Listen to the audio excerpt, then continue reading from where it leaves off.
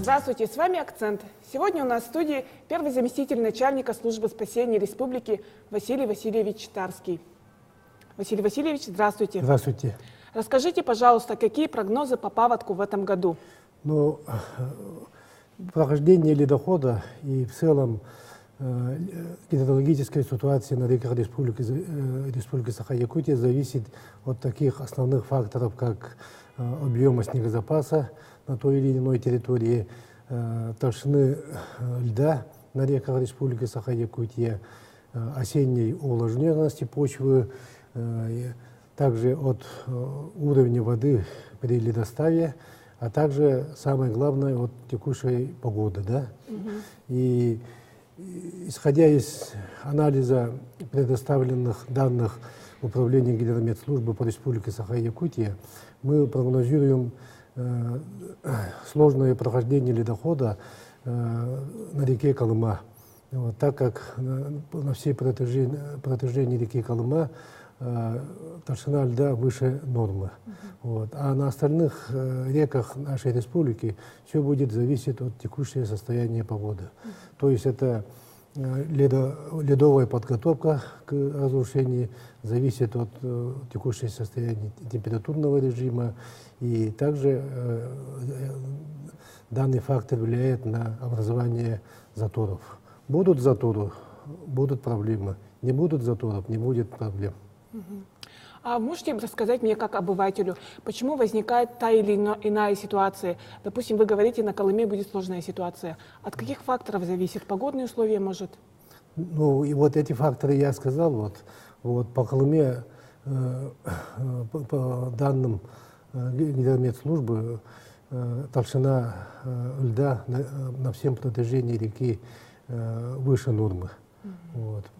Поэтому прогнозируем сложное прохождение ледохода. Вот. Также толщина льда выше нормы в районе Кангаласов на реке Лена. Поэтому и здесь тоже мы обращаем большое внимание. А как-то влияет на эту ситуацию текущая погода? Да, текущая погода основное большое влияние, поскольку, как я сказал, что лед перед тем, как пройти ледоход готовится, идет ледоподготовка, так называемая, да?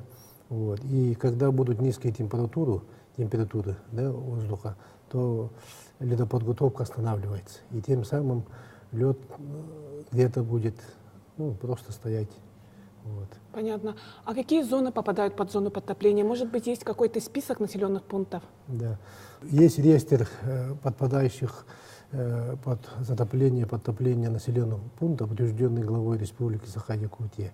И в целом в общий списке включены те населенные пункты, которые подпадают затопление в результате весеннего полугодия, летне-осенних паводков. И здесь мы считаем 176 населенных пунктов, где проживает около 117 тысяч населения. А в том числе, если взять весеннее полугодие, то могут подпадать 105 населенных пунктов, где проживает около 40 тысяч населения. Вот. Но независимо от того, как будет прогноз, мы готовимся. Все силы, средства Якутской территориальной подсистемы ЦЧС, в том числе и службы спасения, мы готовимся по наихудшему варианту. И еще в январе текущего года вышло распоряжение правительства Республики Саха-Якутия, называется о задачах органов исполнительной власти, муниципальных районов, предприятий, учреждений, силы средств Якутской территориальной подсистемы РСЧС безопасному пропуску весеннего полугодия. И все работы проводятся системно, комплексно. Весь перечень мероприятий почти что выполнено, начиная от разъяснения населению, подготовки пунктов временного размещения, подготовки финансовых резервов, материально-технического резерва, продовольствия, медикаментов, определение территории отгона скота, лошадей и так далее. Также проведены превентивные мероприятия на реках, где вот имеются заторопасные места, да, это зачернение льда, распиловка и зачернение льда. Да. Вот. Но что касается службы спасения, то мы заканчиваем весь комплекс мероприятий, вот это вот теоретическая и практическая подготовка спасателей. Вот. Также в марте-апреле месяце мы провели спуски с вертолета, это называется беспарашютное десантирование спасателей. Тренировки, да? Да, тренировка, водолазную спуски, да, водолаза подготовили и ряд других мероприятий. Давайте подробнее, да, про подготовку в вашей службе. Сколько людей из личного состава, также техники будет задействовано? Всего будут задействовано 110 спасателей нашей службы, да, и Центр мониторинга и прогнозирования. Также будут задействованы все вспомогательные структуры, это материально-техническое снабжение, аварийно-техническая служба, служба ликвидации аварийного розлива нефтепродуктов. Да. Вот, наши спасатели будут выезжать в составе оперативных групп по направлениям Алдан, Амга, Чурапчат, Атта, Вилюйск и Среднеколымский.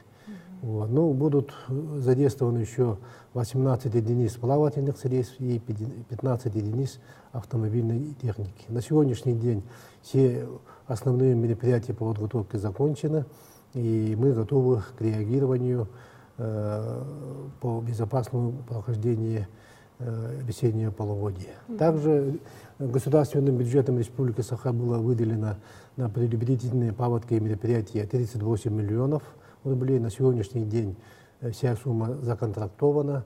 Это и применение авиации. Да, вот, согласно проведенным закупочным работам, авиация будет обслуживаться акционерной компанией «Полярные линии» и вертолетом МЧС России.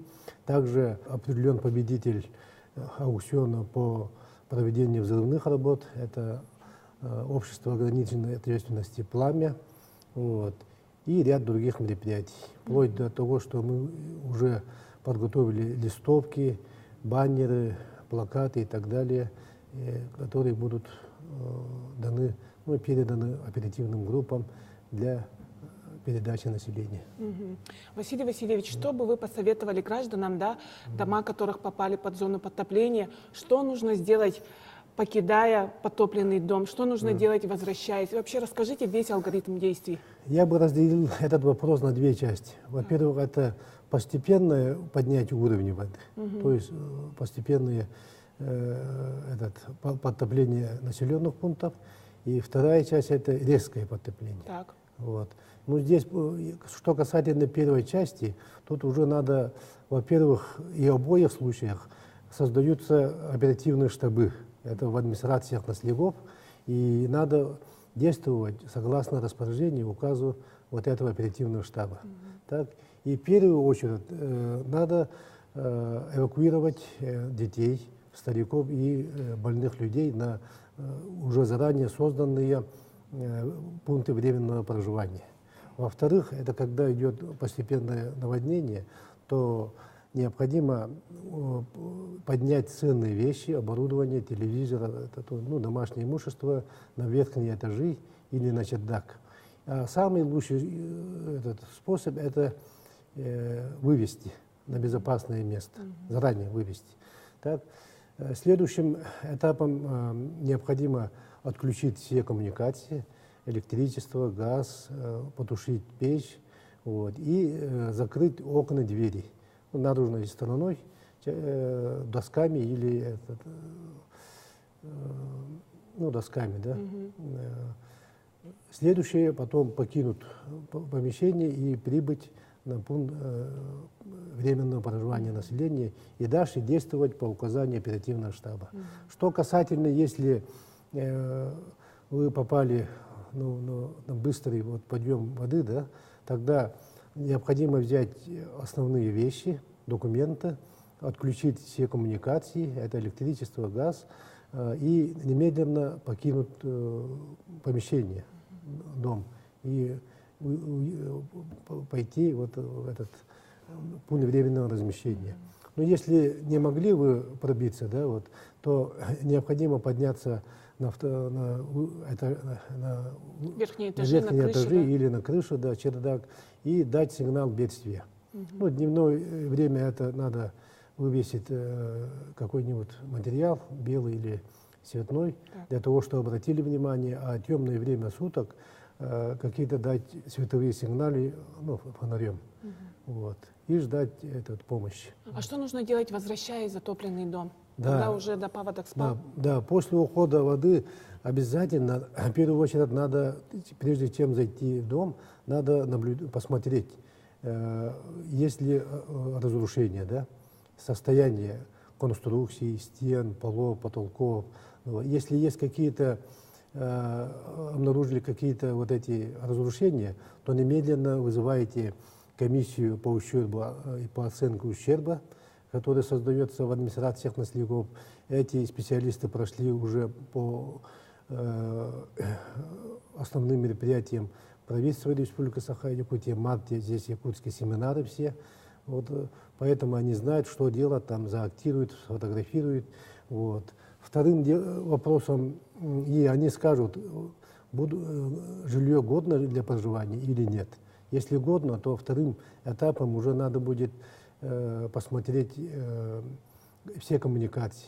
Нет ли где-то вот, висящих электропроводов, вообще систему энергокоммунального снабжения. Да? Вот. И желательно надо требовать от местных властей, чтобы газ и электричество включить после смотра специалиста. После смотра специалиста.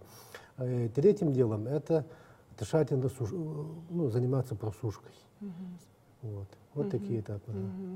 Василий Васильевич, мы знаем, что с мая начинается сезон охоты. Да, что делать охотникам, не успевшим вовремя эвакуироваться? Да, бывают такие ситуации, что охотники оказываются на островах. Я убедительно прошу охотников, что во время ледохода на той или той территории охотиться нельзя. Независимо там утки есть или уток нет. Поскольку есть ежегодно вот случаи, когда вместо того, чтобы спасать население, мы драгоценное время тратим на поиски и спасение людей.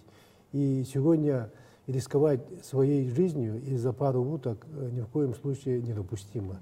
И я не могу прогнозировать и не могу обещать о том, что мы найдем охотников и спасем, потому что это очень такой вопрос, сложный вопрос, вот, и зависящий от того, что мы людей, попавших в ледовом плену, можем найти и спасать только с помощью вертолета. А вертолет зависит от погодных условий. А как правило, когда идет ледоход, там ледоход идет в неблагоприятных климатических условиях, когда туман, когда порывы ветров и так далее. Поэтому еще раз я прошу охотников воздержаться во время ледохода от поездки на водных акваториях. Тем более население знает через средства массовой информации, через глав наследников, что есть нижняя кромка и верхняя кромка ледохода. Так. Вот как только верхняя кромка пройдет, ледоход пройдет, пожалуйста, можно уже охотиться. То есть, несмотря на ежегодные предупреждения, все равно такие случаи случаются, да, ежегодно? Да, ежегодно Каждый сезон. случается, к сожалению, поэтому вот, лучше этого избежать, Да, воздержаться. лучше не охотиться на островах, да, не выезжать на реки. Да, охотиться после прохождения ледохода, то есть верхние кромки ледохода. Василий Васильевич, объясните, пожалуйста, куда обращаться человеку, если он попал в чрезвычайную ситуацию, куда звонить? Надо звонить обязательно местные единые дежурные диспетчерские службы. Ну, если недоступно, телефон ЕД-100-01-02, вот, или службы спасения, или по телефону 112. Василий Васильевич, спасибо вам за интересную беседу. Пожалуйста. С вами был «Акцент». До новых встреч.